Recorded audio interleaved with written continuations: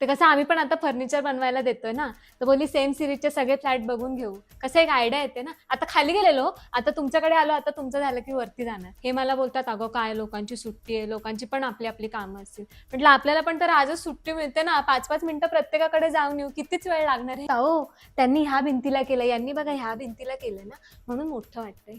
छान वाटतंय, पण को लाइटिंग वगैरे पण दिली आहे का? म्हणजे चालू करून बघ. इथे तुम्ही गॅलरी आतमध्ये घेतली का? तेच मग एवढा स्पेस कसा काय वाटतो इथे? ओ व्हिडिओ काढा ना. ते कसं आम्ही सगळ्यांच्या आयडिया कंबाईन करू आणि मग आपलं एक वेगळं असं काहीतरी बनवू. हे बघा ओ, असा एल शेप आणि हे पण लावायचं. हे असं उघडतं. अच्छा तुमचं वेगळं आहे का? हां. बरंच काय काय मावलंय हो. ओ याची पण व्हिडिओ काढा. ही किड्स बेडरूम ना आम्हाला कोणाचीच बघायला नाही मिळाली. हे बघा हे मी तुम्हाला बोलत होती ब्लाइंडर. मी उघडते, तुम्ही व्हिडिओ काढा. ताई चालेल ना व्हिडिओ काढली तर? नाही म्हटलं विचारलेलं बरं. बेड वास्तूनुसार आहे का नाही? आहे तुमचं वास्तूनुसार दक्षिण उत्तर आहे ना? आरसा पण इकडे बेड समोर नाही वेगळा आपला मस्त. ओ वॉर्डरोब पण ओ स्पेस बघा. त्या भाऊनी लावलेत पण आहेत असे कपडे एकदम व्यवस्थित. वॉशरूम आहे ना?